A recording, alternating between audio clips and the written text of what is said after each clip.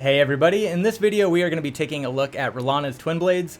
This weapon has a pretty interesting damage profile with it, as well as some unique characteristics, so we'll be taking a detailed look through all of that.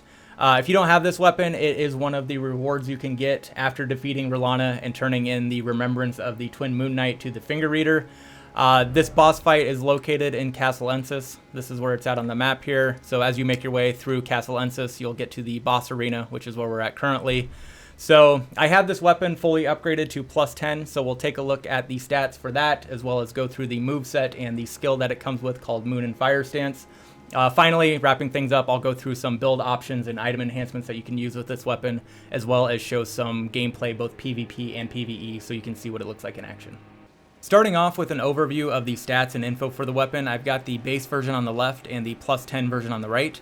This is in the light greatsword category and comes with physical, magic, and fire damage, and at max level gets a C attribute scale with 4 different stats: strength, dexterity, intelligence, and faith. However, there are some nuances here that are important to consider when allocating stats for this weapon. First off, the standard attack damage of the weapon is only going to scale with strength and dexterity, so when using the weapon normally, you won't see any of that additional fire and magic damage. That's only going to come when using the skill Moon and Fire Stance. And then within that skill, there are 2 different attack types that you can do. One is magic-based and the other is fire-based. So if you increase intelligence, that's going to impact the damage of the magic attack. And if you increase faith, that will increase the fire attack. So with all of this in mind, if you look at my stats on the right, I'm primarily focused on the standard attack of the weapon with 55 strength and 55 dexterity. That's giving me an additional 239 physical damage. I then have 25 faith and the minimum required 16 intelligence, which gives me a slight increase to the fire and magic attacks of the skill. So if you do want to build or focus around the Moon and Fire Stance, you'd want to adjust those stats a bit. More specifically, if you want to optimize around the magic attack, invest more in intelligence, and if you want to optimize around the fire attack, then invest more in faith. Moving over to the skill Moon and Fire Stance. So as mentioned, this has 2 different attack types, and you can see that in the description here, where you assume a ready stance, swords imbued with magic.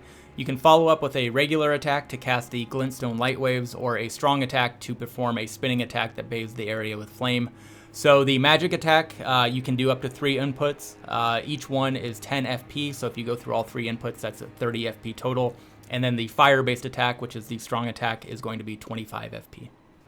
Now going through the moveset of the weapon in both single-handed and two-handed mode. This weapon does have kind of an interesting damage profile, so a couple quick callouts before we go into all that. I'll also provide some damage examples on the right side of the screen so you have some context for the output of each attack. But starting off, this is a weapon where in two-handed mode you pull out a secondary weapon. So I would recommend for the most part using this in two-handed mode so you can get that benefit. And while doing that, I would also recommend not using the strong attacks, as if you look at a strong attack in two-handed mode, and you'll see this in the damage output examples, they're the same. As opposed to using the two-handed mode, that's when you actually use both weapons, so you're getting a little bit better damage there. So recommend using it in two-handed mode and sticking to the regular attacks. Alright, so starting off in single-handed, we've got the regular attack combo, which is a 5-input sequence. And then we've got the strong combo, which is a 2-input. The charge strong attack. Charge strong with a follow-up combo, and then we'll turn around here, do a regular roll attack, regular strong attack, backstep regular, backstep strong, and then let's get some more room here to do a sprinting regular, sprinting strong, and then we'll do the jump regular and the jump strong. Moving into two-handed mode, go through the same sequence. So the regular attack combo is a 4-input in this case. Oops.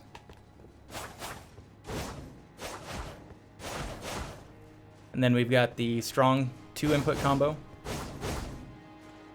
the charge strong attack, the charge strong combo, and then we've got the regular roll, the strong roll, backstep regular, backstep strong, and then a sprinting regular, and then a sprinting strong,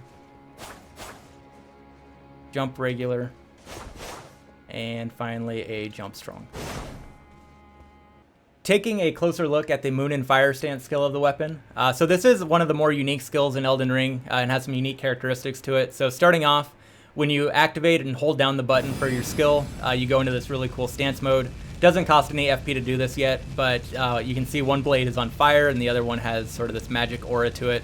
So as discussed in the stats and information portion of the video earlier, you've got two different attack types. So the regular attack is going to do that magic attack, and that's going to scale with your intelligence. So that single input costs 10 FP. However, you can do 2 additional follow-up inputs, 10 FP each. So if you do all 3 inputs, that's 30 FP total, which looks like this. And then you've got the other attack, which is the strong attack, and that's the fire attack aspect of it. So this is just one single input. It costs 25 FP to use, and it's kind of got an AoE effect to it as well as direct damage, and that looks like this. And that is going to scale with your faith stat. So with all of that covered, that leads into some build options and item enhancements that you can use for this weapon, and then I'll share what I personally decided to go with. So as we've discussed up until this point, there's kind of 3 main areas that you can optimize around. You've got the just sort of standard physical aspect damage of the weapon. And again, I would recommend doing that in two-handed mode as you get that secondary weapon that you pull out. And then also primarily sticking to the regular attacks. As we saw with the moveset and the damage breakout, the regular attacks really take best advantage of the two-handed mode. So you've got that, and then within the skill Moon and Fire Stance, you've got 2 options. Kind of, you can focus on the fire damage aspect of the weapon, or you can optimize around the magic damage aspect of the weapon. So ultimately, this is what I decided to go with, and then I'll maybe share a couple other options as well. But I kind of did sort of a half and half, focusing, and I'll explain this thinking in a little bit more detail. But I've got the physical aspect of the damage using the Rotten Wing Sword Insignia and the Claw Talisman. And then for the skill, I focused on the fire aspect of it, using Shard of Alexander to boost the just general skill damage, and then the Fire Scorpion Charm to boost the damage of the fire aspect of that skill. So speaking more specifically to these 2 talismans, so Rotten Wing Sword Insignia works really well with this weapon, and it also pairs really well with jump attacks, which is why I'm using the Claw Talisman. So again, in two-handed mode, using the regular jump attack, you got that first swing and then the double follow-up, which puts out a pretty decent amount of damage. The Claw Talisman then enhances that, but it's also enough to immediately kick on the Rotten Wing Sword Insignia. So kind of as that initial attack, you can immediately go in with a big damage hit and sort of instantaneously kick off the Rotten Wing Sword Insignia buff. And then after that, you can go into follow-up attacks or utilize the Moon and Fire Stance skill, which again would be enhanced further with the Fire Scorpion Charm and Shard of Alexander. So that's what I went with, and I'll share some damage examples so you can see the impact of that as well, but just kind of covering some other things. So if you wanted to do the magic attack instead of the fire attack, you could do a similar build, but swap out the Fire Scorpion Charm with the Magic Scorpion Charm. Same thing, but it just enhances magic damage. And then also I am using the Flame Shrouding Cracked here. I kind of skipped that part, but that's, again, increasing the fire damage. There's also the Magic Shrouding Cracked here as well. So you could kind of just swap that out, fire for magic. The other thing is the Rellana's Cameo Talisman. This is kind of specific to this weapon, but it also works with a couple others. But the way this works is when you hold that stance, you see that red glow kick on after about 2 seconds. So there it kicks on there again. So that is kind of similar. It's kind of, you could actually stack this with Shard of Alexander if you wanted to. It's the same general principle. So once you hold that stance for about 2 seconds, you're going to get an additional damage buff to the skill. So rather than sort of immediately attacking, if you delay it for a second for that talisman to kick in, you're going to get a damage buff similar to Shard of Alexander. So if you wanted to build sort of have a build specifically around the Moon and Fire Stance, you could do something like that where you have, maybe Shard of Alexander, Rellana's Cameo, and then, Fire Scorpion Charm, something like that. And then related to stats, again, we kind of talked about this at the beginning of the video, but you'll notice I'm more focused on the physical damage of the weapon with strength and dexterity. If you want to build around the skill, if you're focusing on the fire damage, you'd want to increase your faith. If you are building around the magic attack, you would want to increase your intelligence. So depending on what you're kind of going for, you'd want to allocate your stats in that way. And then wrapping things up, just a couple kind of standard buffs that you can do as well. So kind of the go-tos, doing Golden Vow, and then also Flame Grant Me Strength.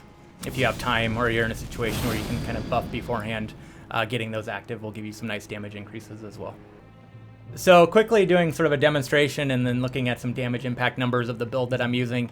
So starting off, just kind of showing the synergy of the Rotten Wing Sword Insignia and the Jump Attack and Claw Talisman. So kind of the play here is to go in with a Jump Attack. That will kick off the Sword Insignia Talisman, and then you can kind of really quickly just go straight into a regular attack combo, and you'll have that Insignia active. So you can kind of see that demonstrated here. So we do the Jump Attack, we got the Talisman active, and then you just kind of quickly go right into a regular attack combo, so you have that buff active. And then in terms of just kind of looking at damage impacts with everything active, so if we go through and get Golden Vow active, and then we do Flame Grant Me Strength, and then we'll drink the Wondrous Physic as well. That's only going to be applicable to the skill, but kind of going through some damage examples. So originally in two-handed mode, the regular attack combo did 5,106 base damage. So you can see that increased to 7,986. And then the jump attack, which was originally 1,613, is now 2,595. And then you can get that to 2,750 if you do a follow-up, because that Rotten Wing Sword Insignia then activates. And then finally, the fire attack of the Moon and Fire stance. So originally that did 3,757. So if we go through and do that with all of our buffs, you can see that increased to 6,048.